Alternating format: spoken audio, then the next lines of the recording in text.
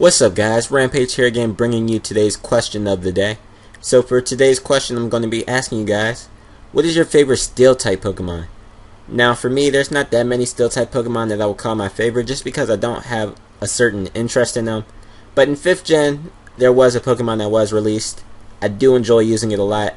I did enjoy using it a lot in the beginning of UU, and that Pokemon is Cobalion, which is also my favorite steel type Pokemon. So leave your answers in the comments below and let's get started with the battle.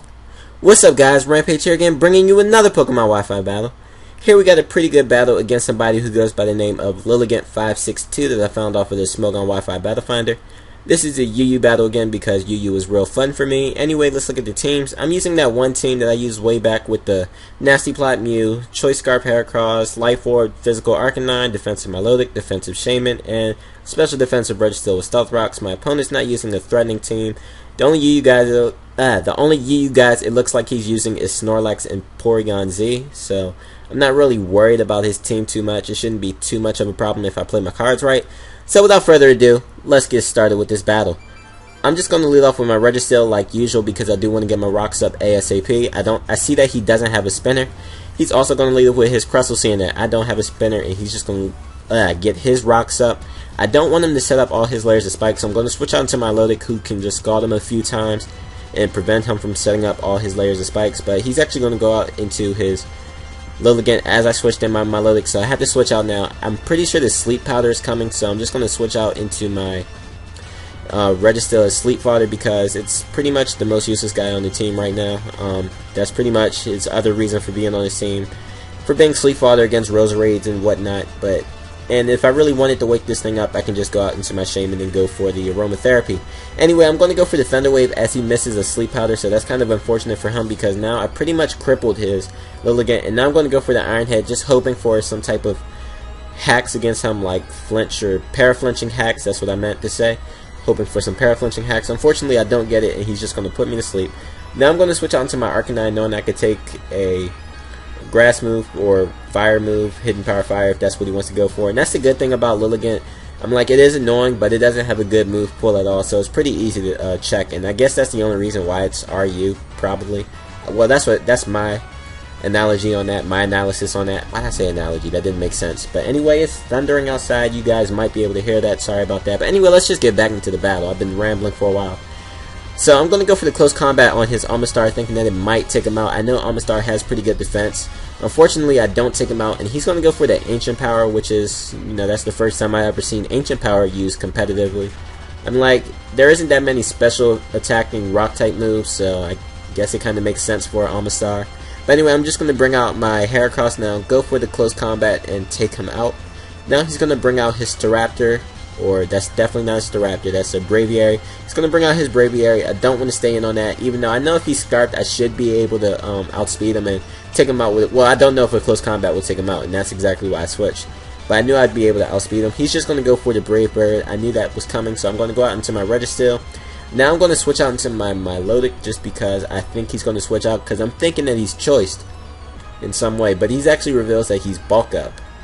And that's not good for me because with that Bulk Up, he can pretty much kill any guy on, at least one guy on my team. So I'm just gonna leave my Milotic in.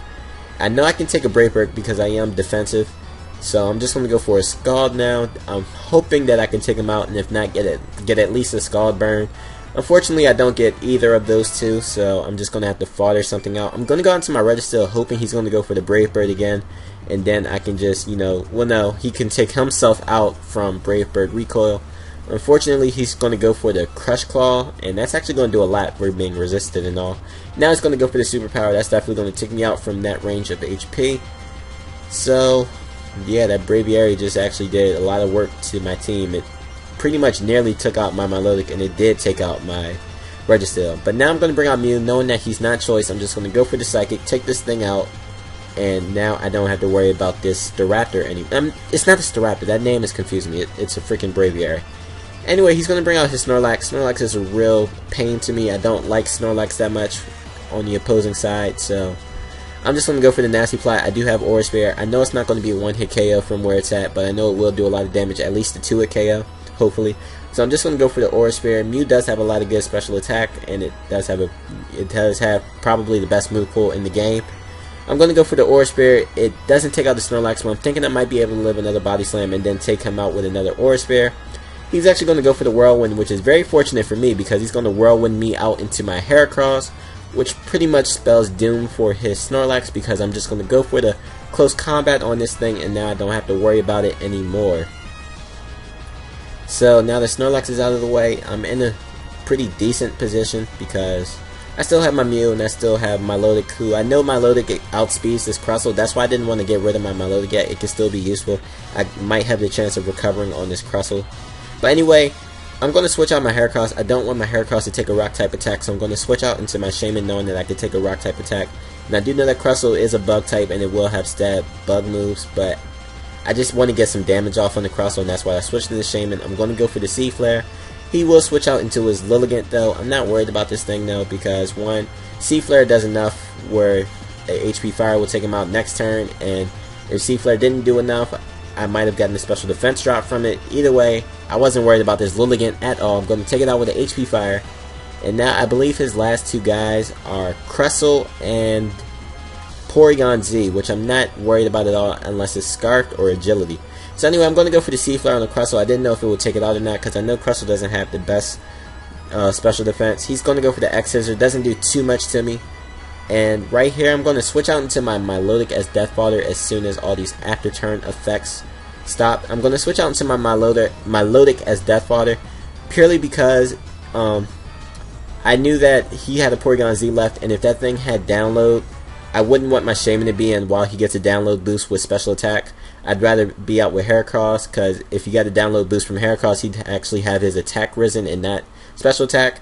But he's actually just going to run there, seeing as though he didn't really have much for my Choice Scarfed Heracross, and that's pretty much going to be the game. And since he ran, that pretty much implies that his Porygon Z was not Scarfed, or it didn't really have any way of taking out Heracross. But anyway, that's the game. I hope you guys all enjoyed, and if you did, please push that like button. Also leave a comment. I do enjoy your comments, and I will see you guys in the near future. I hope you all have a wonderful day. And this is Rampage here, signing out. I will see you guys, like I said before, and yeah, peace out.